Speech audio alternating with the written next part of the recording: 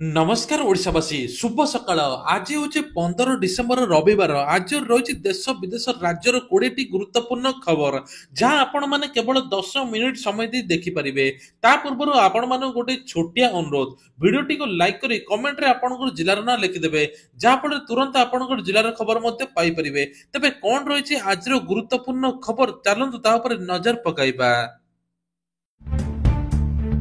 Number one Malyavant मंचरू पूर्व सरकार को टार्गेट विरोधी दल बीजेडी को टार्गेट कले वर्तमान सरकार 4 कोटी टंकार पुंजी निवेश सहित स्थानीय युवक युवती को मिलिबो नियुक्ति एभली मध्य घोषणा करिसंती।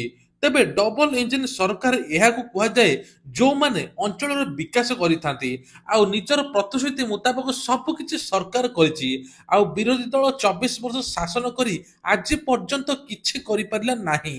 मालकानगिरी जिलार आशा अनुरूप विकास न होइतिबा बेले मोहन सरकार सबु अंचलर विकास लागि दक्षिण ओडिशा विकास परिषद गठन लगी पदक्षेप ग्रहण करिसंती। मालकानगिरी रे हेबो 4000 कोटी टंकार पुंजी निवेश सिमेंट कारखाना युवक युवती को नियुक्ति मध्य मिलिबो। आज मालकानगिरी जिला प्रशासन बैठक रे एभली कहिसंती। बड़ घोषणा कले मंत्री आरआई और अमीन को मिलिबो मागणा लैपटॉप। संबलपुर जिलापाल सम्मिलन कक्ष रे राजस्व मंत्री सुरेश पूजारी समीक्षा बैठक अनुष्ठित होईची। तेबे धान किणा बिका इनपुट सब्सिडी प्रदान एवं राजस्व विभाग विभिन्न सेवार अग्रगति नहीं समीक्षा बैठक अनुष्ठित होईची। चाषी माने केमिति सुरुखुरे धान बिक्री करि परिबे से नै मध्ये समीक्षा होइतला। या सहित इनपुट सब्सिडी ठीक रे पाई परिबे से नै मध्ये समीक्षा होइतला। तेबे एहाकु बाद दे राज्य सरकार राजस्व भाव केमिति जनसाधारण भल भाव पाइबे एवं भूमिहीन जमी किभली पाइबे से नहीं समीक्षा होईची। तेबे सबुठारु बड़ कथा होची वसुंधरा योजना रे परिवर्तन नहीं मंत्री कहिसेन जे आगु वसुंधरा योजना रे जमी बिक्री होई परिबो नाही। राजस्व आईन सेवारे परिवर्तन हेबा पई जाउची। सेपटे 4 डिसमिल रु कम थिबा जमी भूमिहीन को एवं गणति हेबो 4 डिसमिल हेबा जाय सेमानकु जमी प्रदान मध्य करा जिवो। राजस्व विभाग द्वारा आरआई और अमीन को दिया जिवो लैपटॉप। तेबे विभाग आधुनिकरण उपरे दिया जाउची गुरुत्व। आजिर युवपीढ़ी को बिगाड़ुछि अंगुली टिपरे रोजगार निशा ऑनलाइन गेम खेली हेउचंती लक्षपति लक्षपति खाली ना को किंतु सर्वशांत हेइ जाउचंती आ शेषरे चोरी डकायत लूटर मध्ये शिकार करूचंती। तबे कुआ जाउछि जे डकायती मध्ये करूचंती आजिका युवपीढ़ी माने भविष्यत के बोली किछि नाही। ऑनलाइन जुआ बरगड़ बलांगीर जिलू स्वतंत्र रिपोर्ट आछि लक्ष लक्ष टंका हराउचंती युवपीढ़ी माने धार करज सुझिया पई बैंक लूट मध्ये करूचंती। तबे गाड़ी लूट मध्ये करूचंती मोबाइल लूट करूचंती सब किछि मध्ये करूचंती। तबे कुआ जाउछि जे युवपीढ़ी एबे टार्गेट रे शिकार होउचंती ऑनलाइन गेम रे घरे बसी लक्ष लक्ष टंका शोभा पाउछि बेली कुआ जाउछि किंतु प्रकृत रे घरे बसी कि निजर सर्वशांत हरेबा सहित सब किछि बिकी भांगी लेथर धार करज करूचंती ता सहित धार कर सुझी न पारले बैंक लूट गाड़ी लूट एमिति सब करूचंती। एनै सरकार बड़ पदक्षेप मध्ये नेबे ऑनलाइन गेम खूब जल्दी गेम बैन हो बोली कुआ जाउची। यूपीएससी रे 457 पदवी पूरण हेबो जानतु केउ माने आवेदन करि परिबे। तेबे Union Public Service Commission UPSC एहार ऑफिशियल वेबसाइट रे परीक्षा 2025 पई विज्ञप्ति प्रकाश पाइछि। मिलित प्रतिरक्षा सेवा परीक्षा एवं 2025 आवेदन को चाहुतबा प्रार्थी माने यूपीएससी रे ऑफिशियल साइट रे upsc.gov.in जाई आवेदन मध्ये करि परिबे। एनै कि मध्ये सबटु बड़ कथा हला प्रार्थी माने जनवरी 1 2025 7 जनवरी 2025 पर्यंत फॉर्म संशोधन करि परिबे। 13 एप्रिल 2025 रे परीक्षा मध्ये देबे। जाल आधार कार्ड दे बार्धक्य भत्ता हातेइचंती भेंडिया सामना को आसला अरगोल पंचायत रो भत्ता केलेंकारी। तेबे कुआ जाउची विभिन्न प्रकार पंचायत बरे जाजपुर जिला एबे अरगोल पंचायत एमिति सबुआडू एबे भत्ता केलेंकारी बाहरुची।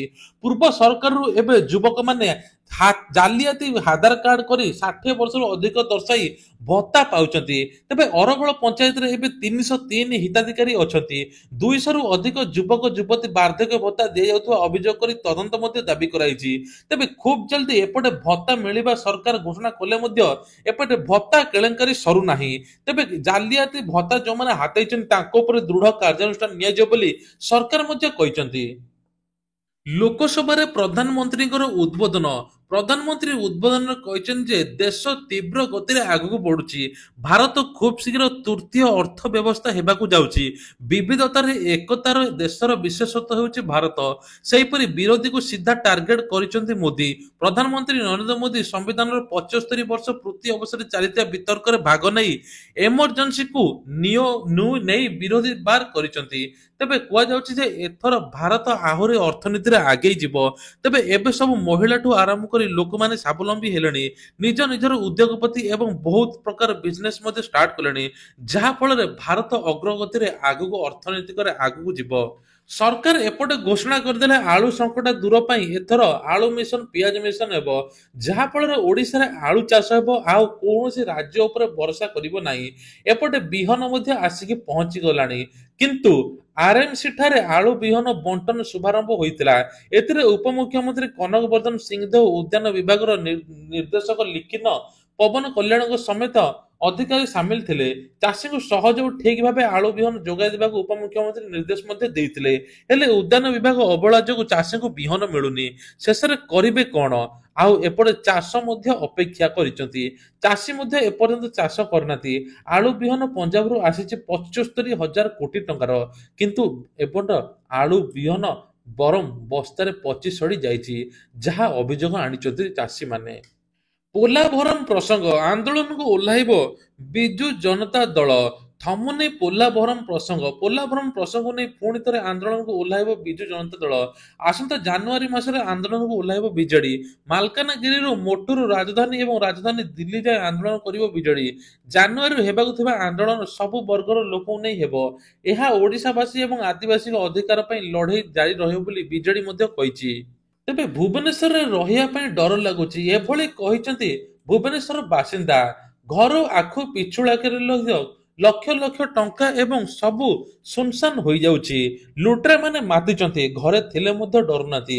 ଆପାର୍ଟମେଣ୍ଟଠୁ ଆରମ୍ଭ କରି ସବୁଆଡେ ଟାର୍ଗେଟ, ସିସିଟିଭି ଏବଂ ସିକ୍ୟୁରିଟି ଖାତିର କରୁନାହାନ୍ତି ଲୁଟେରାମାନେ।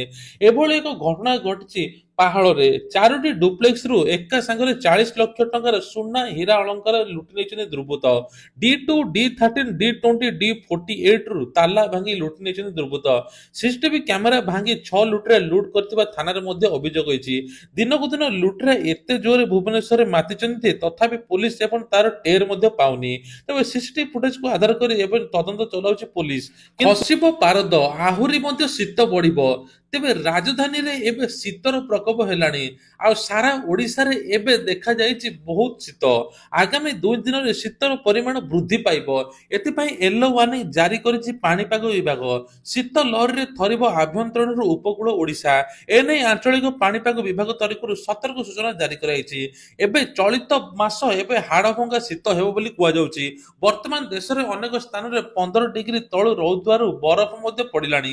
ତେବେ ରାଜ୍ୟରେ ଆହୁରି ମଧ୍ୟ 2 ରୁ 4 ଡିଗ୍ରୀ ତାପମାତ୍ରା ହ୍ରାସ ପାଇବ ବୋଲି କୁହାଯାଉଛି। ବିବାଦ କେଉଁଠି, ମାରିଲା କିଏ, କାଳ କିଏ ହେଲା ଓପନ ଏଆଇକୁ ବିରୋଧ। ତେବେ ବିଦେଶରେ ପୁଣି ଜଣେ ଭାରତୀୟଙ୍କ ମୃତ୍ୟୁ। ଆମେରିକାର ସାନ ଫ୍ରାନ୍ସିସ୍କୋ ଆପାର୍ଟମେଣ୍ଟରୁ ମିଳିଛି ମୃତଦେହ। ଓପନ ଏଆଇରେ ଗବେଷକ ଥିଲେ ସୁଚିର ବାଲାଜୀ। ଚଳିତ ବର୍ଷ ଆରମ୍ଭରେ ଛାଡ଼ିଥିଲେ କମ୍ପାନୀ। ସେତିକି ନୁହେଁ, କମ୍ପାନୀ ଛାଡ଼ିବା ପରେ ଚାଟ୍ ଜିପିଟି ନିର୍ମାତାଙ୍କୁ ଘେରିଥିଲେ, ଲଗାଇଥିଲେ କପିରାଇଟ ଉଲ୍ଲଂଘନ ଅଭିଯୋଗ। ତେବେ ତାଙ୍କ ମୃତ୍ୟୁ ପାଇଁ ସୋସିଆଲ ମିଡିଆରେ ଚାଲିଛି ଚର୍ଚ୍ଚା। ନା ତାଙ୍କର ସୁଚିର ବାଲାଜୀ ତେବେ ପେଶାରେ ଜଣେ ଏଆଇ ଗବେଷକ। 4 ବର୍ଷ ଧରି ଓପନ ଏଆଇ କମ୍ପାନୀରେ କାମ କରିଥିଲେ। 26 ତାରିଖ ଦିନ ସାନ ଫ୍ରାନ୍ସିସ୍କୋ ଆପାର୍ଟମେଣ୍ଟରୁ ସନ୍ଦିଗ୍ଧ ଅବସ୍ଥାରେ ମୃତଦେହ ମିଳିବା ପରେ କେମିତି ତାଙ୍କ ମୃତ୍ୟୁ ହେଲା ସେ ନେଇ ଉଠିଛି ମଧ୍ୟ ପ୍ରଶ୍ନ। ଫଲୋର ସୁଚିରଙ୍କ ଗମ୍ଭୀର ମୃତ୍ୟୁତାକୁ ନେଇ ଏବେ ପ୍ରଶ୍ନ ମଧ୍ୟ ଉଠିଛି। ଓପନ ଏଆଇ ନିଜର ମଡେଲ ତାଲିମ ପାଇଁ ନିୟମ ଉଲ୍ଲଂଘନ କରୁଛି, ବିନା ଅନୁମତିରେ ଅନ୍ୟମାନଙ୍କୁ କପିରାଇଟ ତଥ୍ୟକୁ ବ୍ୟବହାର କରୁଛି। ପୂର୍ବରୁ ସୁଚିର ଓପନ ଏଆଇ ନେଇକି ଏବେ ଚିନ୍ତାଜନକ ପ୍ରଶ୍ନ କରିଥିଲେ। ତେବେ କୁହାଯାଉଛି ଓପନ ଏଆଇ କାର୍ଯ୍ୟନୀତି ଉପରେ ପ୍ରଶ୍ନ ଉଠାଇଛନ୍ତି ଯୁବକ ଓ ଗବେଷକମାନେ। ମୁଖ୍ୟମନ୍ତ୍ରୀଙ୍କର ଆଉ ଗୋଟେ ମଧ୍ୟ ବଡ଼ ଘୋଷଣା। ଏଥର ରାଜଧାନୀରେ ଚାଲିବ ଡବଲ ଡେକର ବସ୍। ଯାହାଫଳରେ ଯାତ୍ରୀମାନେ ମଧ୍ୟ ସୁବିଧା ପାଇବେ। ତା ସହିତ ଏଇଟା ସମ୍ପୂର୍ଣ୍ଣ ବିଦ୍ୟୁତ ଚାଳିତ ଗାଡ଼ି ହେବ ବୋଲି କୁହାଯାଉଛି। ତେବେ ଆଉ ଗୋଟେ ମଧ୍ୟ ଘୋଷଣା, ଏସ୍ଏଚଜି ମହିଳାଙ୍କର ଋଣ ଛାଡ଼। ପୂର୍ବ ସରକାର ଏସ୍ଏଚଜି ମହିଳା ଯେତିକି ଋଣ ନେଇଥିଲେ ତାର ସୁଧ ହାର ଛଡ଼ାଯିବ ବୋଲି ଏବେ ମୁଖ୍ୟମନ୍ତ୍ରୀ ଘୋଷଣା କରିଛନ୍ତି। ଏ ନେଇ 227 କୋଟି ଟଙ୍କା ବ୍ୟୟବରାଦ ମଧ୍ୟ କରାଯାଇଛି। ତେବେ ସ୍କୁଲ ଛାତ୍ରଛାତ୍ରୀଙ୍କ ମାନଙ୍କୁ ମିଳିବ ମାସକୁ 5,000 ଟଙ୍କା। ଡିସେମ୍ବର 31 ତାରିଖରେ ମିଳିବା ପାଇଁ ଯାଉଛି ସ୍କୁଲ ଛାତ୍ରଛାତ୍ରୀଙ୍କୁ 5,000 ଟଙ୍କା। ଜନଜାତି ଅନୁସୂଚିତ ଜାତି ଛାତ୍ରଛାତ୍ରୀଙ୍କ ଉଦ୍ୟମ ପାଇଁ ଏବେ 3,50,000 ଛାତ୍ରଛାତ୍ରୀ ପାଇବେ ଡିସେମ୍ବରରେ 5,000 ଟଙ୍କା। ଚାଷୀମାନଙ୍କୁ ସହଜରେ ମିଳିବ ଋଣ। କୃଷି ଋଣ ଉପରେ ଆରବିଆଇ ର ବଡ଼ ଘୋଷଣା। ଏଣିକି ଏତିକି ଟଙ୍କା ଋଣ ନେଇପାରିବେ ଚାଷୀ। ତେବେ କୁହାଯାଉଛି ଯେ ଚାଷୀମାନଙ୍କୁ ସୁବିଧା ଯୋଗାଉଛନ୍ତି ସରକାର। ତେବେ ଏବେ ମଧ୍ୟ ଚାଷୀମାନଙ୍କ ପାଇଁ ବଡ଼ ସୁବିଧା ହୋଇଛି। କୁହାଯାଉଛି ଚାଷୀମାନେ କ୍ଷୁଦ୍ର ସୀମାବଦ୍ଧ ଜମିହରା ଚାଷୀଙ୍କୁ ଲାଭଦାୟକ କରିବ। ଖୁବ୍ ଶୀଘ୍ର ସେମାନେ ଋଣ ମଧ୍ୟ ନେଇପାରିବେ। ଚାଷ କାର୍ଯ୍ୟରେ ମଧ୍ୟ ଲଗାଇ ପାରିବେ। 3 ଲକ୍ଷ ପର୍ଯ୍ୟନ୍ତ ଋଣ ନେଇପାରିବେ, ଯାହାକି 4% ସୁଧରେ ମଧ୍ୟ ଦିଆଯିବ। କୃଷକମାନଙ୍କୁ କୃଷି କାର୍ଯ୍ୟରେ ବିନିଯୋଗ ସେମାନଙ୍କ ଜୀବିକା ନିର୍ବାହ ପାଇଁ ଏବେ ଆରବିଆଇ ର ବଡ଼ ପଦକ୍ଷେପ ବୋଲି କୁହାଯାଉଛି। ଭାରତୀୟ କିଶୋର ଗ୍ରାଣ୍ଡ ମାଷ୍ଟର ଡି ମୁକେଶଙ୍କୁ ଶୁଭେଚ୍ଛା ଜଣାଇଲେ ଏଲନ୍ ମସ୍କ। 18 ବର୍ଷୀୟ ମୁକେଶ ସର୍ବକନିଷ୍ଠ ଚେସ୍ ଚାମ୍ପିୟନ ଭାବରେ ଇତିହାସ ସୃଷ୍ଟି କରିଛନ୍ତି। ତାଙ୍କର ଏହି ସଫଳତାକୁ ନେଇ ଶୁଭେଚ୍ଛା ବାର୍ତ୍ତା ଦେଇଛନ୍ତି କୋଟିପତି ବ୍ୟବସାୟ ଏଲନ୍ ମସ୍କ। ଏକ୍ସରେ ମୁକେଶଙ୍କୁ ପୋଷ୍ଟ କରି ସେୟାର କରିଛନ୍ତି ଏବଂ ଅଭିନନ୍ଦନ ମଧ୍ୟ ଜଣାଇଛନ୍ତି। ସାରା ଦେଶରେ ବହୁ grand master, lakh lakh chess ଖେଳାଳି, ପ୍ରଶଂସକଙ୍କୁ ମୁକେଶଙ୍କୁ ଶୁଭକାମନା ମଧ୍ୟ ଜଣାଇଛନ୍ତି। ସୁଭଦ୍ରା ଟଙ୍କାକୁ ନେଇକି ବଡ଼ ଖବର। ଏଣିକି ଆହୁରି 10 ଦିନ ପରେ ସୁଭଦ୍ରା ଟଙ୍କା ମିଳିବା ପାଇଁ ଯାଉଛି। ଏ ନେଇକି ଉପମୁଖ୍ୟମନ୍ତ୍ରୀ ଏବଂ ମୁଖ୍ୟମନ୍ତ୍ରୀ ମୋହନ ଚରଣ ମାଝୀ ମଧ୍ୟ ଘୋଷଣା କରିଛନ୍ତି। କୁହାଯାଉଛି ସୁଭଦ୍ରା ଟଙ୍କା 25 ଡିସେମ୍ବର ବା ବଡ଼ ଦିନରେ ମିଳିବା ପାଇଁ ଯାଉଛି। ସରକାର ତରଫରୁ ମଧ୍ୟ ବଡ଼ ଭେଟି। ପ୍ରଥମ କିସ୍ତିର ଚତୁର୍ଥ ପର୍ଯ୍ୟାୟ ଟଙ୍କା ଏବେ ପାଇବେ ବୋଲି କୁହାଯାଉଛି। ତେବେ ଡିସେମ୍ବର ମାସରେ କୋଟିଏ ହିତାଧିକାରୀ ସୁଭଦ୍ରା ଟଙ୍କା ପାଇସାରିଥିବେ ବୋଲି କୁହାଯାଉଛି। କୋଟିଏରେ ଯେଉଁ ମହିଳା ପହଞ୍ଚିବେ ତାକୁ ପୁରସ୍କୃତ କରିବେ ଉପମୁଖ୍ୟମନ୍ତ୍ରୀ ପ୍ରଭାତୀ ପରିଡ଼ା। ତା ସହିତ ମଧ୍ୟ ଏବେ କୁହାଯାଉଛି ଯେଉଁମାନଙ୍କୁ ଡିସେମ୍ବର 25 ତାରିଖରେ ସୁଭଦ୍ରା ଟଙ୍କା ଆସିବ ନାହିଁ, ସେମାନେ ମାର୍ଚ୍ଚ 8 ତାରିଖ ବା ମହିଳା ଦିବସ ଦିନ ଏକା ସାଙ୍ଗରେ 10,000 ଟଙ୍କା ପାଇବେ ବୋଲି ଘୋଷଣା ମଧ୍ୟ କରାଯାଇଛି। କେଜରିୱାଲଙ୍କର ବଡ଼ ଘୋଷଣା, ମହିଳାଙ୍କୁ ମିଳିବ ମାସକୁ 2,100 ଟଙ୍କା। ଦିଲ୍ଲୀ ବିଧାନସଭା ନିର୍ବାଚନ ପୂର୍ବରୁ ମହିଳାଙ୍କ ପାଇଁ ଖୁସି ଖବର ଆଣିଛି ଆପ୍। ଦିଲ୍ଲୀର ପୂର୍ବ ମୁଖ୍ୟମନ୍ତ୍ରୀ ଆପ୍ ମୁଖ୍ୟ ଅରବିନ୍ଦ କେଜରିୱାଲ ମହିଳାଙ୍କ ସମ୍ମାନ ଯୋଜନା କାର୍ଯ୍ୟକାରୀ କରିଛନ୍ତି। ଗୁରୁବାର ଦିନ ସକାଳେ ଦିଲ୍ଲୀ କ୍ୟାବିନେଟ ମହିଳା ସମ୍ମାନ ଯୋଜନାକୁ ଅନୁମୋଦନ ମଧ୍ୟ ମିଳିଛି। ଚଳିତ ବର୍ଷ ମାର୍ଚ୍ଚରେ ଏହି ଯୋଜନାରେ 18 ବର୍ଷ ବୟସର ଉର୍ଦ୍ଧ୍ୱକୁ ପ୍ରତି ମାସରେ 1,000 ଟଙ୍କା ଲେଖାଏଁ ଦେବାକୁ ଘୋଷଣା କରିଛନ୍ତି। ତେବେ ନିର୍ବାଚନ ଜିତିଲେ ଏହି ରାଶିକୁ 2,100 ଟଙ୍କା ବଢ଼ାଇ ଦିଆଯିବ ବୋଲି କହିଛନ୍ତି। 18ରୁ 60 ବର୍ଷ ମହିଳାଙ୍କୁ ଏହି ଯୋଜନାର ଫାଇଦା ମିଳିବ ବୋଲି କୁହାଯାଇଛି। ଆସନ୍ତାକାଲିଠାରୁ ମୁଖ୍ୟମନ୍ତ୍ରୀ ମହିଳା ସମ୍ମାନ ଯୋଜନା ପାଇଁ ପଞ୍ଜୀକରଣ କରାଯିବ। ପଞ୍ଜୀକରଣ ପରେ ଆକାଉଣ୍ଟକୁ ଟଙ୍କା ଆସିବ ବୋଲି କୁହାଯାଉଛି। ସାଇବର ଲୁଟେରା ପ୍ରତି ସାବଧାନ ହୋଇଯାନ୍ତୁ, ସରକାରଙ୍କର ମଧ୍ୟ ବଡ଼ ଘୋଷଣା। ସରକାରଙ୍କର ବିଭିନ୍ନ ଯୋଜନା ଉପରେ ଆଖି ପକାଉଛନ୍ତି ସାଇବର ଲୁଟେରା। ଲୋକଙ୍କୁ ମେସେଜ କରୁଛନ୍ତି, ହଇରାଣ ମଧ୍ୟ କରୁଛନ୍ତି। ପାନ କାର୍ଡ 2.0 ବା ପାନ କାର୍ଡରେ ଏବେ କ୍ୟୁଆର କୋଡ ଆସିବ। ଏ ନେଇକି ମଧ୍ୟ ଲୋକଙ୍କୁ ମେସେଜ ଯାଉଛି ପାନ କାର୍ଡ ଅପଡେଟ ପାଇଁ। ଯଦି ଆପଣମାନେ ଲିଙ୍କକୁ କ୍ଲିକ୍ କରିବେ ଆପଣଙ୍କ ଘରେ ଆସି ପାନ କାର୍ଡ ପହଞ୍ଚିବ। ଏଇଭଳିଆ ମେସେଜ ଆସୁଛି। ଆପଣ ଯଦି କ୍ଲିକ୍ କରିବେ ଆପଣଙ୍କର ଟଙ୍କା ମଧ୍ୟ ଗାୟବ ହେଇଯିବ।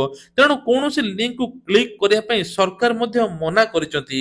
ଯେଭଳି ଲିଙ୍କ ଆସିଲେ ଆପଣମାନେ ତୁରନ୍ତ ତାକୁ ଡିଲିଟ କରିଦେବେ ବୋଲି କୁହାଯାଉଛି। ତେବେ ଏଥର ମହାପ୍ରସାଦ ଦର କମିବ, ବଡ଼ ସୂଚନା ଦେଲେ ଆଇନ ମନ୍ତ୍ରୀ। 200 ଟଙ୍କାରେ ମଧ୍ୟ ପେଟ ପୁରୁନି। ତେବେ ଦିନକୁ ଦିନ ମହାପ୍ରସାଦ ଦର ଆକାଶ ଛୁଆଁ ହେଲାଣି, ଯାହାଫଳରେ ସାଧାରଣ ଦର୍ଶକ, ସାଧାରଣ ଲୋକ ଏବଂ ତା ସହିତ ସେବାୟତ ମନରେ ମଧ୍ୟ ବହୁତ ପ୍ରକାର ବାଧା ସୃଷ୍ଟି ହେଉଛି। ତେବେ କୁହାଯାଉଛି ଯେ ଏ ଯୋଉ ଘିଅ ଆସିବା ପରଠୁ, ଉନ୍ନତ ମାନର ଘିଅ ଆସିବା ପରଠୁ ମହାପ୍ରସାଦ ଦର ବଢି ଯାଇଛି। ସେଥିପାଇଁ ସରକାର ୟା ଉପରେ ବଡ଼ ପଦକ୍ଷେପ ନେବା ମଧ୍ୟ ଦରକାର। ତେବେ ଏବେ ମହାପ୍ରସାଦ ଦର ନିୟନ୍ତ୍ରଣ ହେବ ବୋଲି କୁହାଯାଉଛି। ତା ସହିତ ବୋଧେ ଆଉ ଗୋଟେ ବଡ଼ ଖବର, ଏଥର ପିଏମ କିଷାନ ଯୋଜନାରେ ଚାଷୀମାନଙ୍କୁ 19ତମ କିସ୍ତି ମିଳିବା ପାଇଁ ଯାଉଛି। ଆଗାମୀ ଫେବୃଆରୀ ମାସରେ 19ତମ କିସ୍ତି ଚାଷୀମାନଙ୍କୁ ମିଳିବ ବୋଲି ସରକାର ମଧ୍ୟ ଘୋଷଣା କରିଛନ୍ତି। ତେବେ ଇଏ ଥିଲା ଆଜିର ଦେଶ ବିଦେଶର ଖବର। ଏଇଭଳିଆ ଖବର ଦେଖିବା ପାଇଁ ହେଲେ ଆମର ଏଇ ଚ୍ୟାନେଲକୁ ସବସ୍କ୍ରାଇବ କରିବା ପାଇଁ ଭୁଲିବେ ନାହିଁ।